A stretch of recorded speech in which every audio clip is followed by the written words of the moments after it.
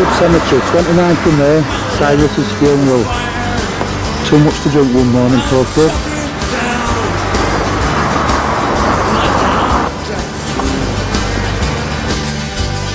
Dirty old town, dirty old town. I met my love by the cutthroat swallow. Dream the dream by the old canal. And kiss my girl by the factory wall.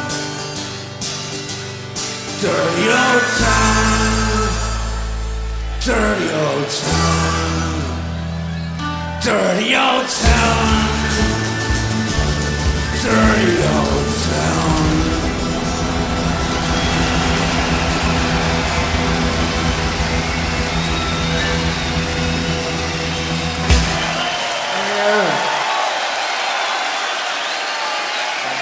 Go bottle of smoke. Back to Gigi.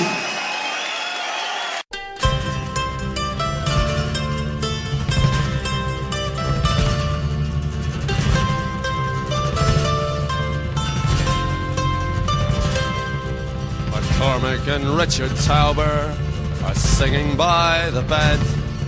There's a glass of punch below your feet and an angel at your head. There's devils on each side of you with bottles in their hand. You need one more drop of poison and you'll dream of foreign lands. When you pissed yourself in Frankfurt and got sipped down in Cologne, and you heard the rattling death trains as you lay there all alone. Frank Ryan bought you whiskey in a brothel in Madrid, and you take some fucking black shirt who was cursing all the yids. And a sick bit of Coot Cullen will kneel and say a prayer, but the ghosts are rattling at the door and the devil's in the chair.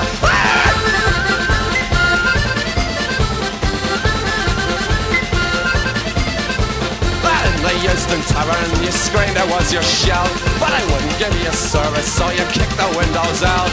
They took you out into the street, kicked you in the brains, so you went back in through a bolted door and did it all again. And a sick bit of Coot Cullen will kneel and say a prayer, and the ghosts are rattling at the door and the devil's in the chair.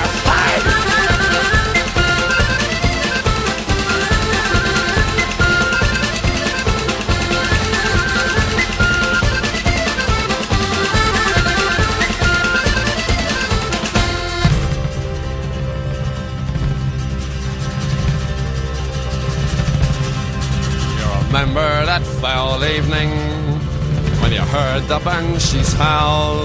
There was lazy, drunken bastards singing Billy in the Bowl. They took you up to midnight mass and left you in the lurch, so you dropped a button in the plate and spewed up in the church. Now you sing a song of liberty for blacks and packs of jocks, and I'll take you from this dump you're in and stick you in a box. Then I'll take you to Cookbriar and shove you in the ground, where you stick your head back out and shout, we'll have another round. At the graveside of Coot Cullen, we'll kneel around and cry, and God is in his heaven and Billy's down by the bay.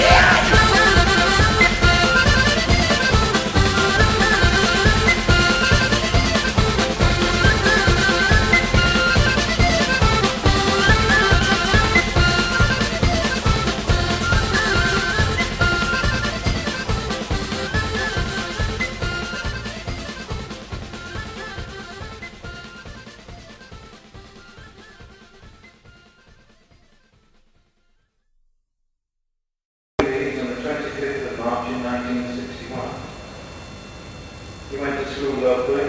On leaving school, he obtained work as an apprentice plumber.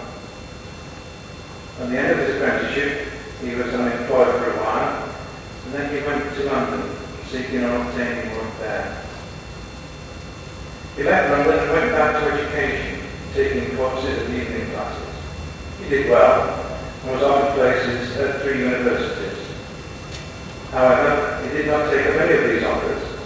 Perhaps he just preferred his music and his life as it was being lived. It may be that music was more important to him than any kind of education.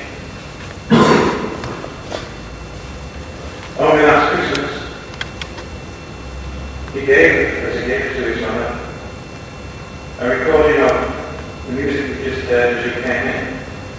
We'd seen that the pose was a favourite, and his mother, whilst liking the rhythms and the music, had never understood the words, and now does, and it was at her specific request that it was being played this morning when we came in.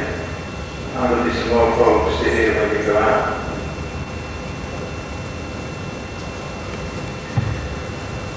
Despite Syrus's less than smooth relationships with society and some individuals, he and his mother managed to maintain some kind of a special bond.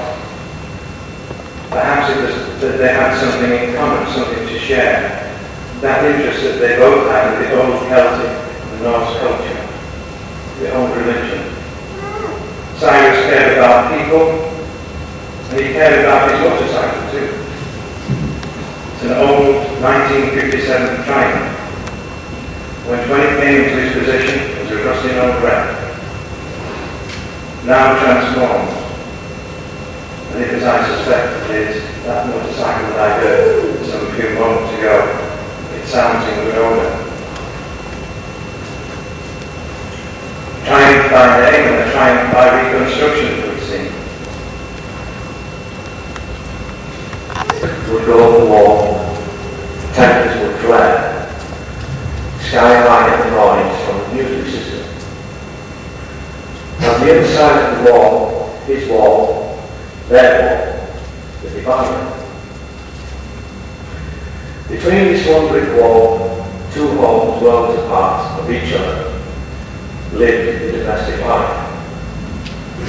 Only the other side of the wall lived less domestically than the other. The non-domestic side of the wall had all the windows permanently sealed, shut tight. The floor and sitting room occupied bits and bats of that, parts of that, to fit together, put with whatever, all of which assembled in the right order, built slowly into a large motorway. Well,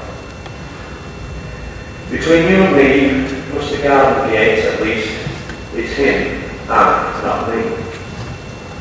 So, you finally decided to sleep.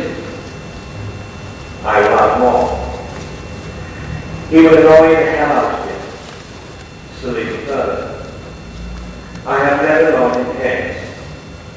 By all means, if you ask him kindly to piss on your rose plants, you can be well guaranteed if your backyard had flowers and plants of any kind, he would piss on them for you without you having to ask.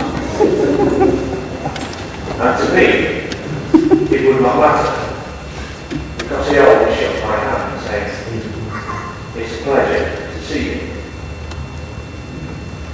He who is without sin, please, would that be you who would cast the first stone. To me, using what was around him was done frequently by him. If you could keep him in the dry, sandy desert long enough, again, you could be well assured that dry, sandy crystals would sweat from tears. Just as much as if you put him in charge of a chemist, an off-license, the alehouse, sooner or a bit later, he would burn these establishments down. But with the remains of the charred foundations would there be made into a new golden desert, crystal clear sand, that would shed tears like a baby. Thank you.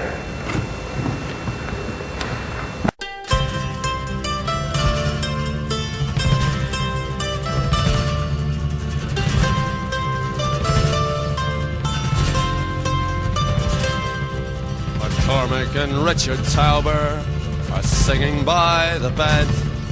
There's a glass of punch below your feet and an angel at your head. There's devils on each side of you with bottles in their hand. You need one more drop of poison and you'll dream of foreign lands. When And you pissed yourself in Frankfurt and got sipped down in Cologne. And you heard the rattling deck trains as you lay there all alone. Greg Ryan bought you whiskey in a brothel in Madrid. And you take some fucking black shirt who was cursing all the yids. And a sick bit of Cool Cullen, well kneel and say a prayer. But the ghosts are rattling at the door and the devil's in that chair.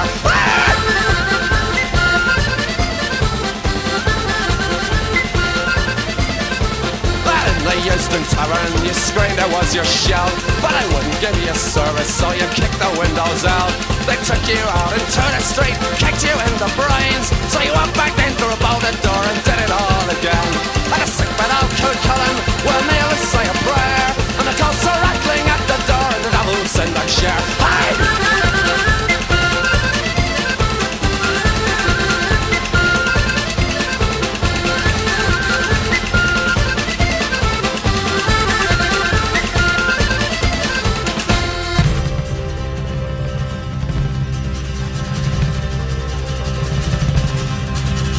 Remember that foul evening when you heard the banshees howl?